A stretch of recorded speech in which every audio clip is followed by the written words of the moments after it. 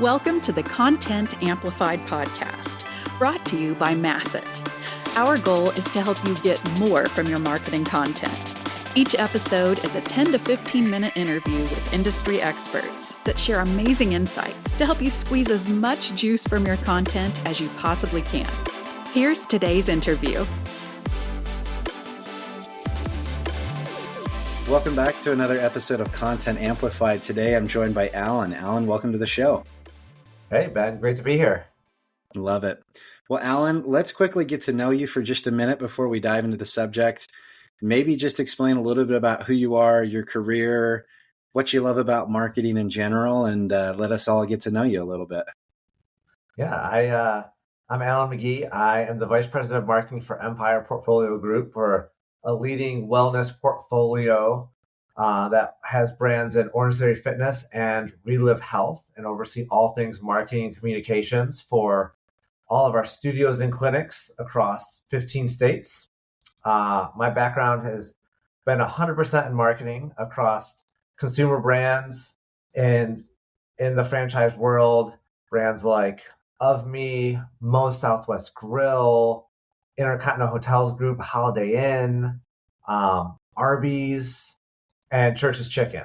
So a lot of experience across all things traditional marketing, product development, innovation, digital transformation. I'd like to say I've zigzagged my career every couple of years, diving into where marketing is going. And that's one thing that I love about marketing. It continues to change. The job that I did 15 years ago is different from the job I did 10 years ago. Is the job today, even though there's a lot of the same things, same problems I'm solving, is vastly different from what I did 3 years ago.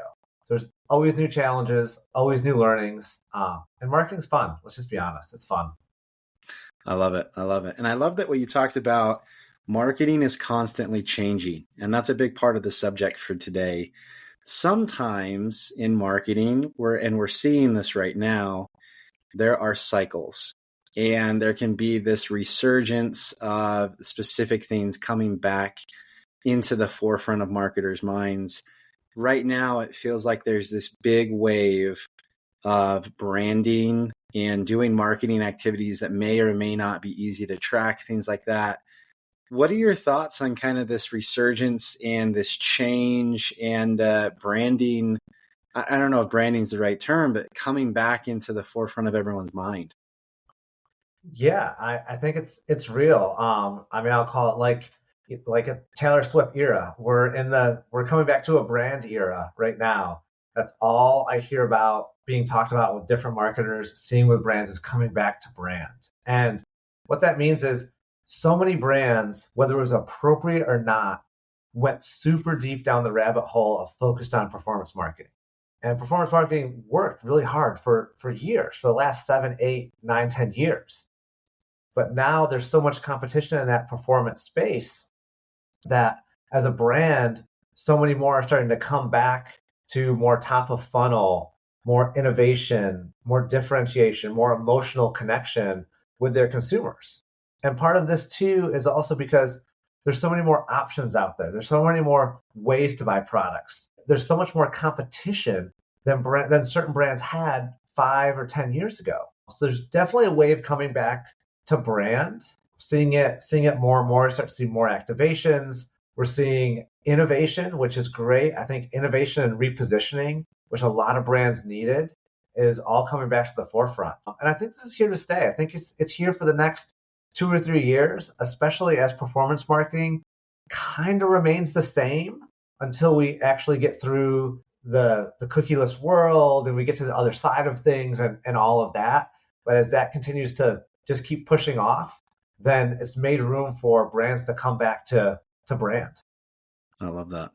So when you're looking at it from like an actual tactical perspective, what is the difference in a branded based marketing campaign or area or focus as opposed to the more, recent surge of performance marketing? Like what does that on a day-to-day look like and how is that different?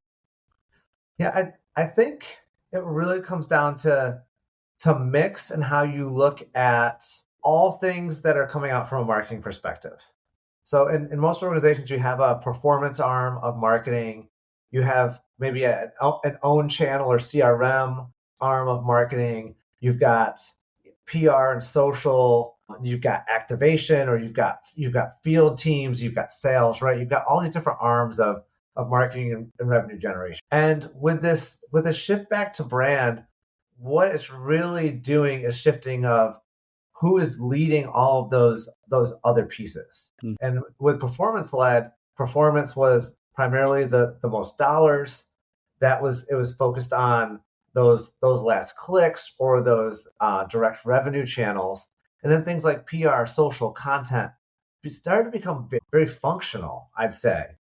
And you started to see brands that weren't investing in top of funnel as much, less storytelling. And I think also too, getting away from really understanding the consumer journey and their consumer on an emotional level, and not just a numbers and cookie level. And so with the shift to brand, the pendulum's starting to swing a little bit more, not fully to just, I'd say, now people are running TV ads, now people are doing activations, things like that, right? That's how you kind of think it's going to swing. But I believe the brands that are thinking about it the right way is saying, let me really understand the consumer journey. And what are those touch points? Who is our target? What are the channels they're going to engage with our brand? How do we bridge things like a physical and digital experience to make it feel all one? Because so many of those live in totally separate universes for consumers. And then thinking about from a marketing strategy perspective, where do we start? And it might be that in some areas, brand starts. In some areas, maybe it's content where there's a great content idea. In other areas, it's performance. And that's a shift in thinking to more of what I almost want to call just holistic marketing, that 1 quarter or 1 month at a time, depending, there can be different things that can kick off and lead all the rest of the organization. In the past, if it was performance focused, content really came second, sometimes third, right? It was more about the channel and the performance of that channel, less about what was actually being said or how it was being said there. And then all the other things really fell even further down the ladder. But now, as consumers are getting more savvy, there's more competition, there's more options, then you have to take a different approach. And it all starts with understanding that consumer and then figuring out what's going to resonate with them, and the rest will come off of that as your total plan. I love that. So I love how you're focusing so much on seeing the problem from the consumer eyes, like what is their experience? How do I, as a marketer, get better at that? How do I actually empathize? Some people are really lucky. They can work in businesses where they're the consumer. I talked to someone recently who is an actual writer, and he works for a company that creates software for writers. And so he's like so excited that he gets to market to himself. But there are other people that market to other industries and areas where they may not be the consumer. How do you recommend they actually get those insights and that perspective, even if it's not coming directly from them? Yeah, I think there's two approaches to it.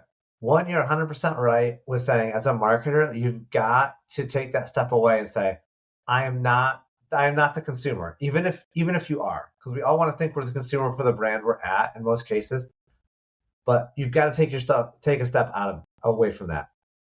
The easiest way, honestly, is talking to your potential consumers. That doesn't mean you have to hire a huge research company, do a big nationwide 4-part research project, right? But actually understanding who is your consumer, one, which you most likely already have through data, and then talking to them, even if it's a small sample size, a very small sample size, and understanding those pieces and components on the qualitative side, like how do they think, the qualitative side. And then once you understand the how they think, it's a lot easier to pair up the quantitative components that you're going to see around what channels do they go to and what content is resonating with them, and those pieces. I like to say, talk to family members, talk to friends, go to, if your target is younger, go to universities, like those type of things. They don't cost a lot of money to really understand. The other thing too is, if you're a brick and mortar business, or anything that's a physical product business is actually just go spend time. If you work for a restaurant brand, go spend time and sit and work in the restaurant, just watch people and see what they order, how they interact, how they're using your brand, how they use the space, what gets left on their tray when they're done. There's a lot of different ways. It's just, as a marketer, we get hung up sometimes in everything has to be quantified. And yes, we want to quantify it, but in content, a lot of it comes down to the qualitative components of it. And so that's one. And the second is, you know what? Just think about it as yourself. If you were going through this consumer journey, then what would your steps be? What are your steps of doing something similar, even if it's a vastly different product? And what are your pain points with some other brand's consumer journey? And then compare it to yours and be honest about it. That, your consumer journey, your messaging, there might be things broken in there, right? It's easy for us as marketers to identify everything that's wrong with other brands. That's not ours. It's super easy. I can tell you, give me a brand and I'll tell you 100 things wrong with it. But then you give me mine of like, I can only find like 3 things. Like everything is right. Mm-hmm. So sometimes you just gotta, again, take that step back and then think about it in that way, or compare what's wrong over here that you see in one brand and see how does it compare to what yours is. So those are my 2 easy ways to put yourself in that mindset. I love those points and I love that information. So anytime there's a transition or change, it can be painful, right? Because some people are stuck in one mindset, some people have adopted, some people have come over to the new mindset. But when you're at a business and you're seeing this resurgence of branding and holistic marketing, quantifiably more difficult, how would you recommend getting the rest of the business to come along to this new way of thinking and help them really embrace this new way of marketing, or like renewed way of marketing again? Change is hard, especially when you're working with senior leaders that have been around in the industry for a long, long time, right? And they have long held beliefs, whether they're marketers or not marketers. What has been successful for me when it comes to change management and understanding, getting change management across, is one, packaging it up in a way for people to understand really the why first, like why are we doing this? And it's always rooted in the consumer or your target and the business. And that really helps make it irrefutable of the why you're doing this. And then bring it down to the what. And when it comes down to the what, this is where people get hung up a lot, because the what is where the change is, the what and the how. And I like to do things in phases. Anything that you're trying to do 800 things at once are going to be, some certain things are going to be unsuccessful. So I love to phase things. And if it's a change in how we're marketing, I'll probably put it in a 3-phased approach, where the first phase, we're going to build at the bottom. We're going to do these 5 things. We're going to do them well. And then we're going to build, then we're going to add to the next level. And then we're going to add to the next. Typically by the time you get to that 3rd level of a phase, probably you've learned stuff in phase 1 and 2 that you're going to tweak and change. And you're going to optimize for that. And once you have that phasing, then you can get to the actual how. And when you communicate that to everyone, they understand really then, like, here's why we're doing it. Here's how we're going to do it. And it's manageable to get done. And then the how, this is how we're actually going to execute it. And of course, you want to put measurable metrics as part of it. That will help leadership and your team understand. If you leave out the why and you just jump to the what and the how, you're gonna lose people. And if you go from the why just to the how, you're also gonna lose people too. So you've got to get each of those phases right. I love that. I've never heard it articulated that way and in that order. And I think that is so important for actually getting the business to join in and follow that journey. And it's cool because you talked about putting yourself in the consumer's shoes. You're going to be in this new position where you understand the why a little bit better and can start to really feel like that and take people along that journey. So I think that's really powerful. Well, Alan, as promised, these episodes go by quickly. They're so fast. It's amazing. If anyone wants to connect with you and further the conversation online, how can they reach out and find you? Just go to LinkedIn and type in Alan McGee, MAGEE. Send me a LinkedIn request. I usually accept 95% of them, as long as they're real humans. And I'm always up for a virtual coffee to just talk shop. Well, Alan, thanks again for your insights today. Appreciate it. Thanks, Ben. Enjoyed it. Thank you for listening to the Content Amplified podcast. Please subscribe and leave us a review. And for additional ways to get more out of your content, visit our website at getmasset.com. That's getmasset.com. And tune in next time to the Content Amplified podcast.